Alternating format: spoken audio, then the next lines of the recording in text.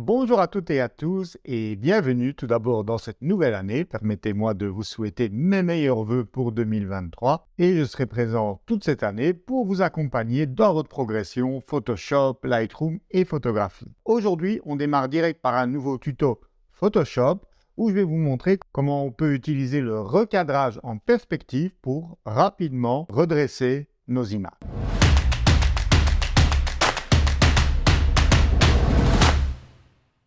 Sur cette photo que vous pouvez voir, la perspective est vraiment en contre-plongée, donc avec des lignes qui fuient vers le haut, que je ne pouvais pas faire autrement car je ne pouvais pas reculer plus. Je vais vous montrer un outil qui va nous permettre donc de corriger ça assez facilement. Pour ça, vous allez chercher l'outil recadrage que vous pourrez activer également en appuyant sur la touche C, C de crop en anglais. Vous voyez, il y a une petite flèche normalement en bas à droite. Vous cliquez et vous allez chercher donc l'outil. Voilà, c'est celui-ci que je cherche. Outil correction de perspective par recadrage. Si jamais il ne se trouve pas à cet endroit-là, vous pouvez faire un clic droit et donc ici, venir voir s'il n'est pas dans la liste ou cliquer ici sur les trois petits points, modifier la barre d'outils où vous allez pouvoir donc regrouper les outils tels que vous le souhaitez. Donc, ceux qui ne sont pas utilisés encore pour le moment se trouvent ici à droite et donc vous pouvez les réorganiser en les glissant comme ceci, par exemple, à gauche. Cet outil donc va nous permettre de placer comme ceci une grille et ensuite, en validant, il va recadrer en redressant donc la perspective basée sur cette grille. Donc, la première chose à faire va être de tracer cette grille en perspective. Donc, pour ça, ce que je vous conseille de faire, c'est de placer les points de manière un peu approximative, voilà, comme ceci. Et puis, vous allez venir zoomer.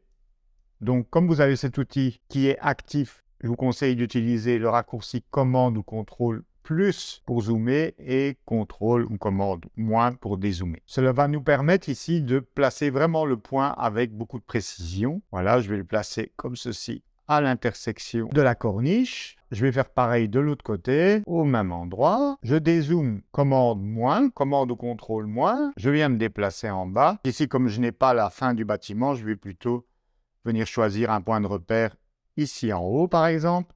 Commande plus. Et on va travailler donc avec un peu plus de précision maintenant. Donc, on va suivre cette corniche-là. Commande 0 pour dézoomer complètement. Et je viens de placer ici, commande plus. Voilà.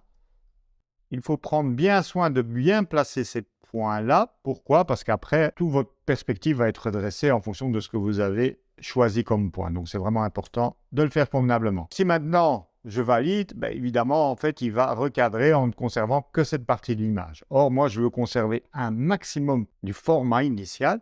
Et donc, ce que je vais faire, je vais étendre cette grille. Pour ça, vous placez votre curseur au niveau de la ligne et puis vous pouvez tirer comme ceci. Vous voyez, ça maintient la perspective.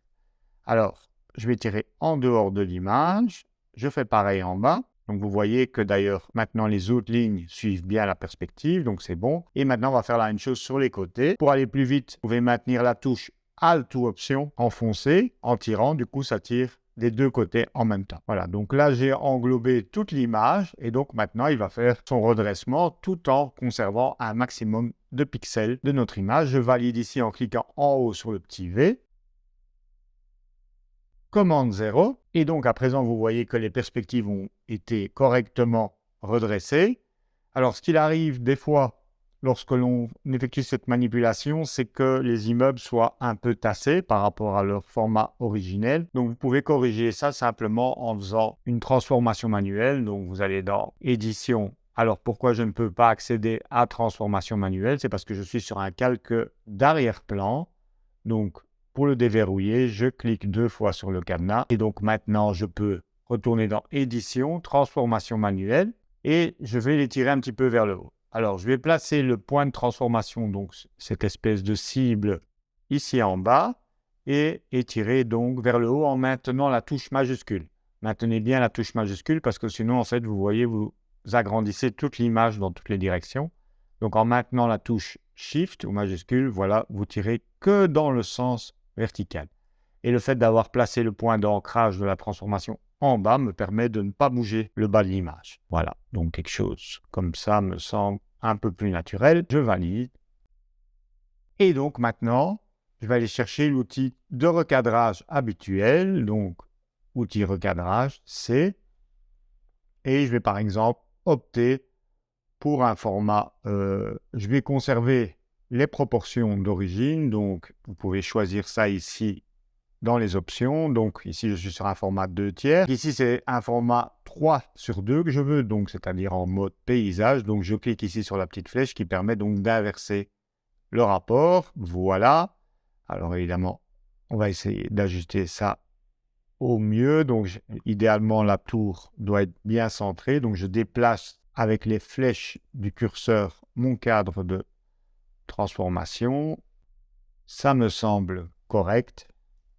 Donc, comme vous pouvez le voir ici, il y a des zones noires ou transparentes si vous n'étiez pas sur un calque d'arrière-plan qu'il faudrait reconstituer. Mais pour faire plus simple, ici, ce que je vais faire, je vais recadrer carrément, voilà, de manière à les supprimer. Je déplace vers le bas. Ah, vous pouvez le faire évidemment avec l'outil déplacement. Maintenez Shift pour maintenir la verticalité. Voilà, quelque chose comme ça. Je valide et donc il reste juste 2 petits bouts vides à remplir. Voilà, on va un petit peu agrandir. Donc, commande 0 pour se mettre en zoom adaptatif. Et donc maintenant, je vais simplement dupliquer au tampon. Et donc maintenant, je vais créer un nouveau calque vide en cliquant ici en bas sur l'icône de petit plus. Voilà, je prends l'outil tampon de duplication. Je m'assure bien d'avoir échantillonnage sur tous les calques qui est coché, 100% de flux et 100% d'opacité. Et donc, ce que je vais faire, je vais venir prélever. Je vais d'abord zoomer un petit peu en faisant commande de contrôle plus pour dupliquer, par exemple, ici, la structure. Donc, je viens placer avec précision le petit plus que vous voyez au centre de mon pinceau, sans bouger. Alt-clic gauche. Je viens ici faire coïncider la position du plus et voilà, maintenant donc je peux facilement comme ceci dupliquer cette zone. Alors attention ici, il y a un petit défaut, donc là vous créez un masque en cliquant sur l'icône de nouveau masque, ou plus simple, vous allez chercher la gomme qui se trouve ici, raccourci clavier E comme eraser, et voilà, on gomme le petit défaut. Voilà. On va faire pareil de l'autre côté. Je crée un nouveau calque. Alors pourquoi je crée chaque fois un nouveau calque? C'est au cas où si après je dois réajuster la hauteur parce que j'ai mal tamponné. Je peux le faire sans impacter ce que je viens de déjà faire si je suis sur un nouveau calque. Donc S pour activer l'outil tampon. Idem. Je viens ici avec précision faire un alt-clic. Je viens transposer. Vous voyez, c'est ça que je veux dire. Donc, si vous tamponnez comme ceci en décalage, vous avez toujours la possibilité, avec ensuite l'outil déplacement, de venir réajuster. Par contre, si vous ne l'avez pas fait sur un nouveau calque, eh bien, vous êtes coincé parce que de l'autre côté, ça bouge aussi. Donc, hop, j'annule. C'était juste pour vous illustrer ce que je venais de dire. Je viens placer avec précision mon petit plus. Alt-clic. Voilà. Hop. E pour appeler la gomme. Voilà, pour gommer mes erreurs. Et voilà donc ma photo qui est à présent redressée. Si vous avez appris quelque chose avec cette manipulation, n'oubliez pas de mettre les pouces en l'air, ça fait toujours plaisir. Je vais récapituler la manipulation en prenant une autre image comme exemple. Donc voici un exemple courant qui nous arrive en photographie. Lorsqu'on veut photographier le détail d'une façade, eh bien on n'a pas toujours le recul dans une rue. Et donc forcément, on shoot en contre-plongée. Je déverrouille donc d'abord mon calque d'arrière-plan. Alors, vous pourriez vous demander pourquoi je n'ai pas dupliqué le calque et travaillé sur un objet dynamique. Et votre question est tout à fait légitime car c'est non destructif de travailler via un objet dynamique, ce qui a priori me permettrait donc de réintervenir sur le réglage. Mais malheureusement, je vous montre, donc je convertis la copie de calque que je viens d'effectuer en objet dynamique après avoir fait un clic droit sur le calque. Voilà, on reconnaît que c'est un objet dynamique à la petite vignette dans le coin inférieur droit.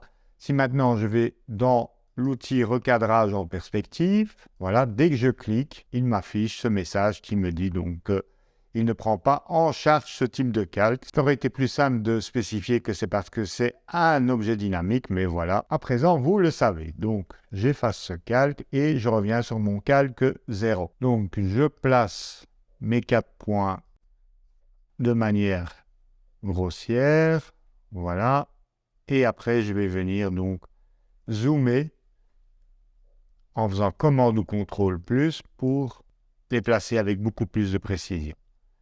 Donc voilà le premier coin, hop.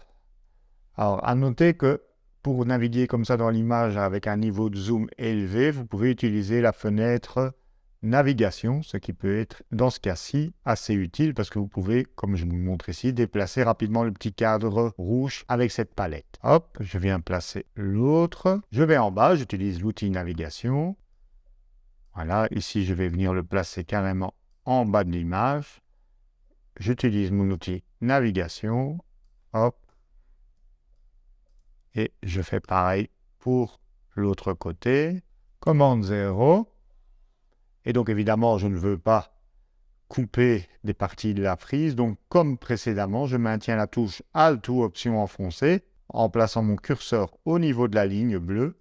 Et donc, ça me permet comme ça d'étirer latéralement. Voilà. Et si je veux conserver, par exemple, le haut de l'image, il me suffit de tirer, voilà, sans cette fois maintenir d'autres touches. Là, vous voyez que ça s'est aimanté au bord parce que le magnétisme est activé. Je peux même étirer plus les cadres pour maintenir plus de pixels de l'image. Donc, vous voyez, à ce moment-là, vous élargissez le cadre carrément en dehors de l'image. OK. Et donc, maintenant, je valide en cliquant ici sur le petit V ou bien en cliquant sur Entrée. Commande 0, voilà, c'est redressé. Maintenant, vous prenez l'outil recadrage habituel et vous optez pour un rapport. On peut tenter par exemple ici quelque chose comme un 16/9. Je maintiens Alt enfoncé pour que ce soit recadré à partir du centre, et voilà, libre à vous ensuite de choisir votre composition. Et voilà, votre sujet est redressé. Voilà, j'espère que ce premier tuto de l'année vous sera, comme d'habitude, utile. N'hésitez surtout pas à mettre en pratique, c'est ça qui est vraiment important si vous voulez maintenir ce que vous venez d'apprendre. Moi, je vous souhaite encore une très bonne année, mes meilleurs vœux, et on se retrouve très vite pour de prochains tutos Photoshop et Lightroom. Ciao, ciao!